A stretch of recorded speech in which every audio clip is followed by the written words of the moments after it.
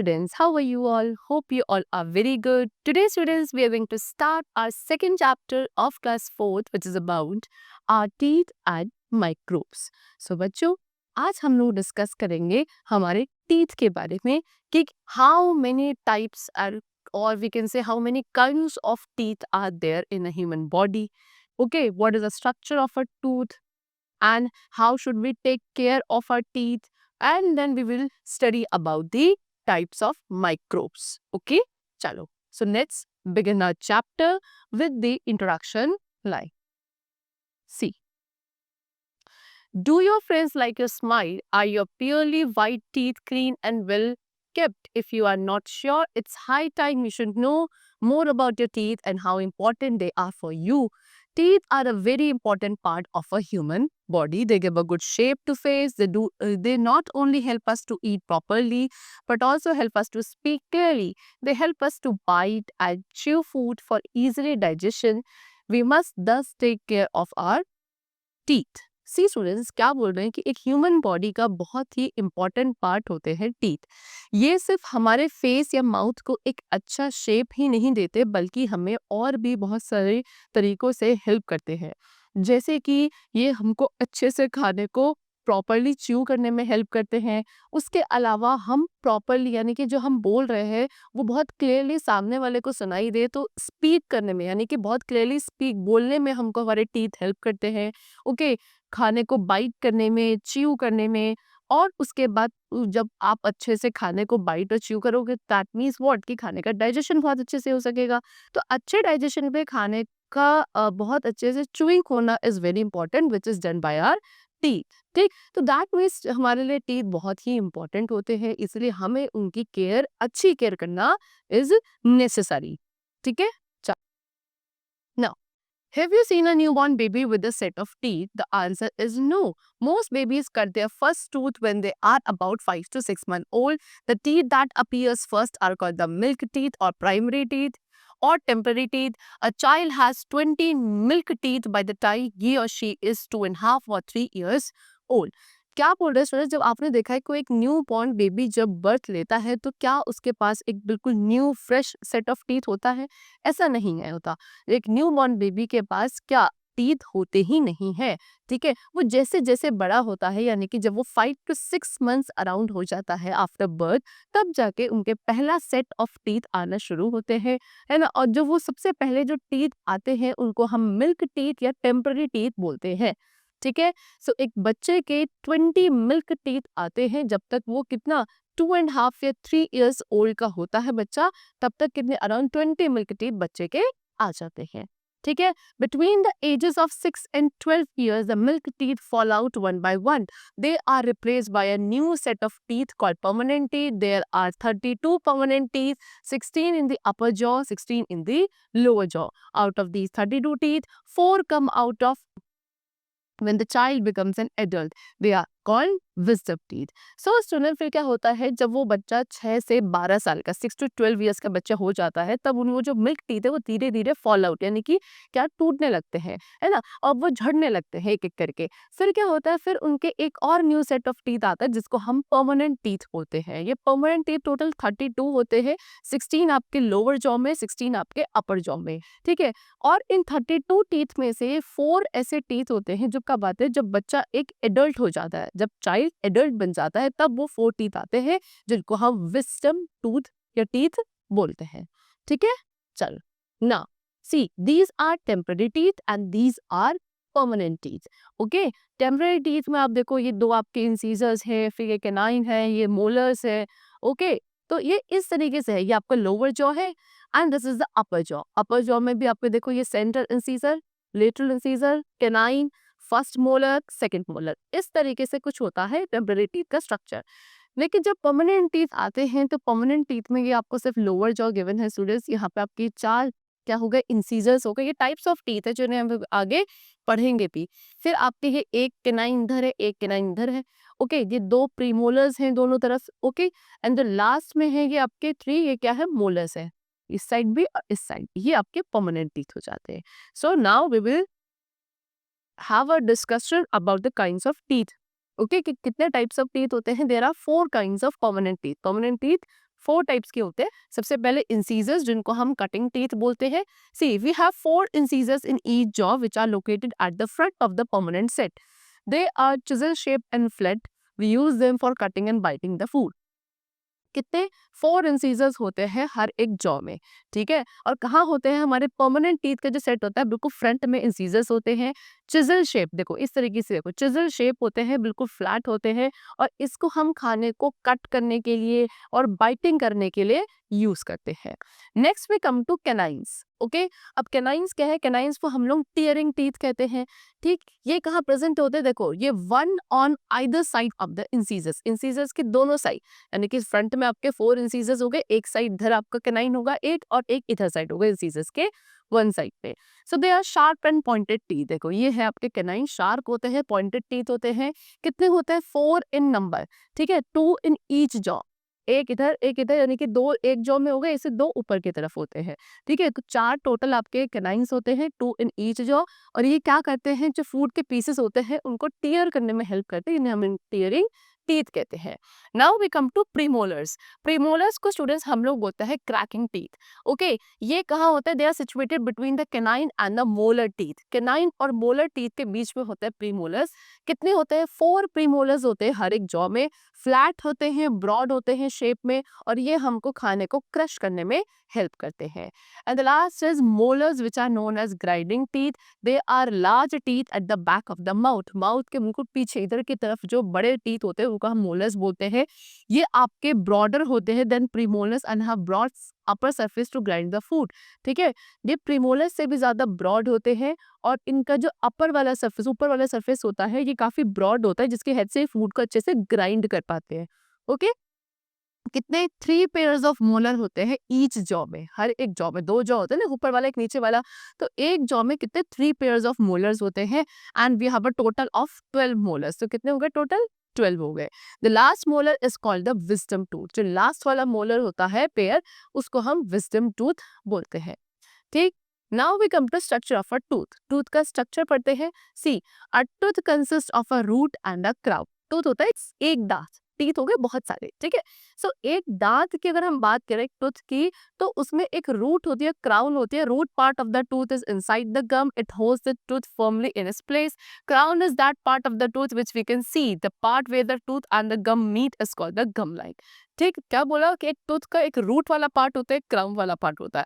Root वो वाला part है टूथ का जो हमारे गम, मसूड़े जैसे आप बोलते हो, तो मसूड़े के गम के जो अंदर होता है उसको हम रूट पार्ट बोलते हैं। ये क्या करता है, टूथ को अपनी जगह बिल्कुल अच्छे से होल्ड करता है, ठीक। और क्राउन कौन सा पार्ट है, वो टूथ का वो पार्ट है जो हमें ऊपर दिखता है, जो एक्चुअल में आप देखते हो कि अच्छा ये दांत है, ठीक है, ये टूथ है, ये टीथ है, वो क्राउन वाला पार्ट है आपके टूथ का, ठीक है। चलो, जहां पे ये टूथ और गम एक दूसरे को मीट करते हैं, उस पॉइंट को हम लोग गम लाइन बोलते हैं, ठीक है। चलो, now a tooth has 3 layers. कितनी लेयर्स होती है एक टूथ की, 3 लेयर्स होती है। सबसे पहले है enamel, it is the outer most part of a tooth, it is the shiny white and very hard part of the tooth that we see, ठीक। सबसे टूथ का आउटर मोस्ट वाला जो पार्ट है उसको इनामल बोलते हैं। काफी शाइनी होता है, व्हाइट कलर का होता है, और काफी हार्ड पार्ट है हमारे टूथ का।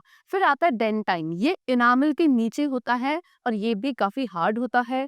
फिर तीसरा आता है पल्प, ये सॉफ्ट एरिया है within the centre of the tooth.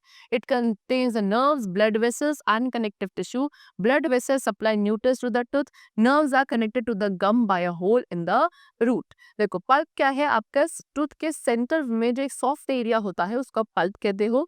इसमें nerves, blood vessels, connective tissues होते हैं। ब्लड वेसल्स क्या करती हैं, ब्लड वेसल्स न्यूट्रिएंट्स को सप्लाई करती हैं आपके टूथ के पास, और ये जो नर्व्स होती हैं ये कनेक्टेड होती हैं किसके, हमारे टूथ के गम वाले पार्ट से। किसके थ्रू, रूट में, जो रूट वाला पार्ट है उसमें गोल होता है, उसके थ्रू नर्व्स हमारे गम से कनेक्टेड होती है along with the tooth, okay. चाहिए तो ये होता है स्ट्रक्चर हमारे टूथ का। Now we come to tooth care, कैसे हमें टूथ की केयर करनी चाहिए। See, we need to take care proper care of our teeth as they are very useful to us. We can save our teeth from decay by taking proper care of them. When we eat food, small pieces of food get stuck between the teeth. Bacteria grow on it and convert the sugar present in the food into acid. This acid eats the enamel and forms a sticky coating called plaque. The bacteria then attack the dentine and finally the pulp. When the pulp is attacked, there is pain and swelling. This happens because nerves are present in the pulp. Tooth decay results in bad breath, cavities, toothache, bleeding gums and even indigestion. See students क्या बोल रहे हैं कि हमें हमारे tooth की care, अच्छी care करना बहुत ज़रूरी है क्योंकि हमारे लिए बहुत यूजफुल होते हैं. सो हम कैसे अपने टीथ को सेव कर सकते हैं? By taking proper care of them. होता क्या है बच्चों, जब हम खाना खाते हैं तो छोटे छोटे हमारे खाने के जो पार्टिकल्स होते हैं वो हमारे दांत जो होते हैं ना, उनमें कहीं ना कहीं बीच में, उनके दांतों के बीच में स्टक हो जाते हैं. वो प्रॉपरली ब्रश करोगे तो वो बाहर निकलेंगे, अदरवाइज नहीं निकलते, वो बीच में फंस जाते हैं. फिर जो फूड पार्टिकल्स है बैक्टीरिया ग्रो करने लगते हैं. और वो बैक्टीरिया क्या करता है कि फूड के अंदर जो शुगर था उसको कन्वर्ट कर देता है इनटू एसिड. और ये एसिड धीरे धीरे आपके एनामल को ईट यानी कि खाने लगता है, खराब करने लगता है. जो एसिड बना है ना, वो आपके इनामिल इनामिल आपको बताया था मैंने, टूथ का आउटर मोस्ट पार्ट, उस इनामिल को खराब करता है और उसके ऊपर एक स्टिकी सी कोटिंग बना लेता है जिसको हम बोलते हैं प्लाक. ठीक. चलो, फिर उसके बाद बैक्टीरिया धीरे धीरे इनामिल को खराब करके अंदर जो लेयर होती है डेंटाइन, वहां तक पहुंचता है और फिर और उसके अंदर जाता है जहाँ पे पल्प वाला पार्ट होता है विच इज सॉफ्ट, है ना, वहां जाता है, उसको अटैक करता है. जैसे ही पल्प पे बैक्टीरिया अटैक करता है, आपके दांत में पेन और स्वेलिंग होना शुरू हो जाता है. क्यों? क्योंकि आपके वहां पे पल्प वाले पार्ट में क्या प्रेजेंट होती है? नर्व्स प्रेजेंट होती है ना. तो वो नर्व्स क्या करती हैं? वो कहीं ना कहीं सेंसेशंस ले जाती है ब्रेन के पास, जिसकी वजह से आपको पेन फील होता है. ठीक. फिर धीरे धीरे आपके वो जो टूथ था वो डिके हो जाता है, खराब हो जाता है. जब टूथ डिके होता है तो बैड ब्रीथ होती है, कैविटीज होती है, दांतों में दर्द होने लगता है, गम्स जो आपके मसूड़े होते हैं से ब्लीडिंग होने लगती है. इवन डाइजेशन, इनडाइजेशन की भी प्रॉब्लम हो सकती है जब टूथ डिके होता है. चलो, how to take care of your teeth. आप अपने टीथ की कैसे केयर करोगे? See, by following the simple things regularly. ये छोटी छोटी चीजें हैं, इनको आप रेगुलरली फॉलो करोगे तो आपके दांत अच्छे रहेंगे. जैसे कि rinse your mouth after every meal. जब भी आप कुछ खाना खाते हो उसके बाद आपको प्रॉपरली अपने माउथ को वॉश करना है, रिंस करना है. Okay. Brush your teeth twice a day in the morning and before going to bed. ठीक. एक दिन में 2 बार ब्रश करने हैं टीथ, एक तो मॉर्निंग में और एक बार रात में सोने से पहले. Brush your teeth correctly, move your brush both upwards and downwards as shown in the diagram. See, इस तरीके से आपको डायग्राम में शोन है कि आपको अपने जो टीथ है बहुत अच्छे से ब्रश करने चाहिए, अपवर्ड एंड डाउनवर्ड दोनों ही डायरेक्शंस में.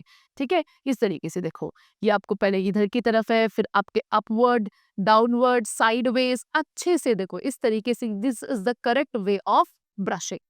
ओके. इस तरीके से हमें ब्रश करना चाहिए.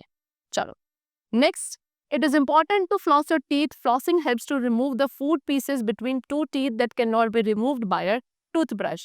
तो आपसे क्या कह रहे हैं कि टीथ की फ्लॉस करना भी बहुत जरूरी होता है. फ्लॉसिंग क्या करता है? उन छोटे छोटे फूड पीसेस को जो आपके दो टीथ के बीच में फंस जाते हैं उनको रिमूव करने में हेल्प करता है, जो कि ब्रशिंग के थ्रू पॉसिबल नहीं है.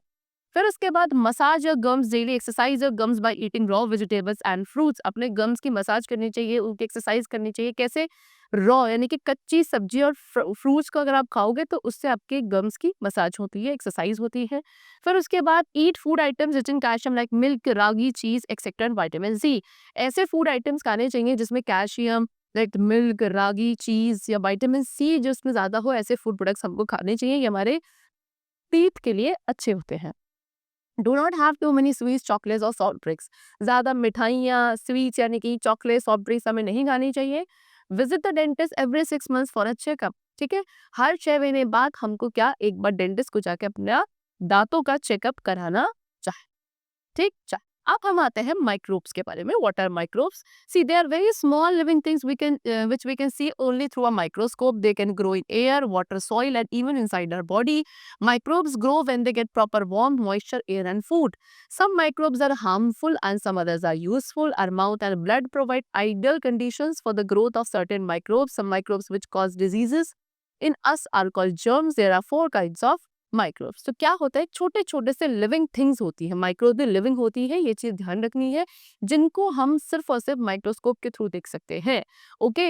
ये कहाँ ग्रो करते हैं? जहाँ proper air, water, soil, even हमारी बॉडी के अंदर भी ये ग्रो कर सकते हैं. ये तभी ग्रो करेंगे जब इन्हें प्रॉपर वार्मथ मिलेगी, मॉइस्चर मिलेगा, एयर मिलेगी, फूड मिलेगा. तभी ये वहाँ पे माइक्रोब्स की ग्रोथ हो जाती है। कुछ माइक्रोब्स आपके हार्मफुल होते हैं, कुछ आपके यूजफुल भी होते हैं, ठीक है। हमारा माउथ और जो हमारा ब्लड होता है ये एक आइडियल कंडीशंस प्रोवाइड करते हैं किसकी, कुछ माइक्रोब्स की ग्रोथ के लिए, ओके। और कुछ ऐसे माइक्रोब्स होते हैं जो हमारे अंदर डिजीजेस कॉज करते हैं, बीमारियां कॉज करते हैं, ऐसे माइक्रोब्स को हम जर्म्स बोलते हैं। सो बेसिकली हमारे पास 4 काइंड्स ऑफ माइक्रोब्स होते हैं हमारे एनवायरनमेंट में, जिसमें कि नंबर 1 है बैक्टीरिया। ये बैक्टीरिया क्या है, these are single celled organism, यानी कि इनमें सिंगल सेल होते हैं। ये बहुत टाइप के होते हैं, जैसे कि रॉड शेप होता है, स्पाइरल, राउंड, ये सारी डिफरेंट शेप के बैक्टीरिया होते हैं। कुछ हार्मफुल बैक्टीरिया हैं जो डिजीजेस कॉज करते हैं, जैसे कि टाइफाइड, कॉलरा, ट्यूबरकुलोसिस, निमोनिया, ये सारी बीमारियां आपकी कुछ हार्मफुल बैक्टीरिया के थ्रू होती है। सेकेंड टाइप ऑफ माइक्रोब जो है वो वायरसेस होते हैं, ये भी छोटे छोटे से, यानी कि काफी small, they are very small microbes. इनको आप सिर्फ और सिर्फ किसके थ्रू देख सकते हो, एक पावरफुल माइक्रोस्कोप के थ्रू देखा जा सकता है, ओके। अब measles, mumps, flu, dengue, chicken pox, corona virus disease which is known as covid, ये कुछ ऐसी आपकी डिजीजेस है which are caused by the viruses, ठीक है। चलो, now third type of microbe we are having is protozoa. Protozoa क्या है, ये भी आपके सिंगल सेल्ड ऑर्गेनिजम्स होते हैं स्टूडेंट्स, जैसे कि बैक्टीरिया, लेकिन थोड़े से साइज में बड़े होते हैं एज कम्पेयर टू बैक्टीरिया। ये भी डिजीजेस कॉज करते हैं, जैसे कि डायसेंट्री, मलेरिया, ये सब प्रोटोजोआ के थ्रू होता है। Last is fungi. फंगाई कहाँ ग्रो करते हैं, on dead and decaying things, जो चीजें डेड है, सड़ गई हैं, उन पे फंगाई की ग्रोथ होती है। उसके अलावा फंगाई स्किन डिजीजेस कॉज करते हैं, जैसे कि एथलीट्स फुट, रिंग वॉक, ये सब, ठीक है। कुछ फंगाई होते हैं जैसे कि ईस्ट, ये हमारे लिए यूजफुल भी होता है। तो मैंने आपको बताया था कुछ माइक्रोब्स आपके हार्मफुल होते हैं, कुछ यूजफुल होते हैं, उनमें से एक मैंने आपको बता दिया ईस्ट, ये एक तरीके का फंगाई है, यानी कि एक तरीके का माइक्रोब है विच इज यूजफुल, ठीक है। चलो, now we come to useful microbes. अब यूजफुल माइक्रोब्स कौन से होते हैं, सी देखो, कुछ bacteria are useful to us, कैसे, because they change milk into curd. कुछ ऐसे बैक्टीरिया होते हैं जो मिल्क को कर्ड में चेंज कर सकते हैं, उस बैक्टीरिया का नाम होता है लैक्टोबैसिलस, ओके। चलो, help in the digestion of roughage, जो हम रफेज वाले फूड आइटम्स खाते हैं उनके डाइजेशन के लिए हमारी बॉडी में कुछ माइक्रोब्स होते हैं जो कि यूजफुल होते हैं, okay. Next, help in the decay of dead plants and animal. Dead plants and animals को डिके करके उसके डिकम्पोजिशन में हेल्प करते हैं कुछ माइक्रोब्स। उसके बाद कुछ माइक्रोब्स हमारी बॉडी में वाइटामिन्स प्रोड्यूस करते हैं, okay. Now, yeast is a fungus which is used in baking. It makes bread and cake soft and fluffy. Yeast क्या है, एक तरीके का फंगस है, अभी मैंने आपको बताया था कि आपके लिए यूजफुल होता है। क्यों यूजफुल होता है, क्योंकि ये बेकिंग में यूज होता है। बेकिंग में कैसे, आपकी जो ब्रेड्स होती हैं, केक होती हैं, ये सब बेकिंग के थ्रू ही बनती है। ये क्या करता है, ईस्ट इन ब्रेड और केक को सॉफ्ट एंड फ्लफी बनाता है, इसीलिए यूजफुल होता है। उसके अलावा मशरूम, मशरूम एक तरीके का फंगस है, काफी न्यूट्रिशियस और टेस्टी फूड होता है, इसको हम खाते भी है। फिर उसके अलावा we get medicine from some fungi, that is penicillin antibiotic is obtained from a fungus called penicillium, ठीक है। कुछ ऐसे फंगाई है जिनसे हम मेडिसिन भी बनाते हैं, जैसे कि आपका पेनिसिलिन एंटीबायोटिक जो है ना, ये कहाँ से मिलता है, ये एक फंगस है जिसका नाम पेनिसिलियम होता है, इससे ये मेडिसिन बनाई जाती है। सो इस तरीके से हमने क्या देखा कि हमारे लिए कुछ माइक्रोब्स ऐसे भी हैं जो यूजफुल होते हैं, क्योंकि उनके, आप खुद देखो, मैंने आपको उनके एप्लीकेशंस बताई। और कुछ आपके ऐसे माइक्रोब्स हैं जो आपके लिए हार्मफुल होते हैं, बिकॉज वो आप में डिफरेंट डिजीजेस के कॉजेस बन सकते हैं, ठीक है। चलो student, that's all for the chapter is complete over. Hope you all liked it and understood it. We'll meet you very soon with a new chapter. Thank you everyone.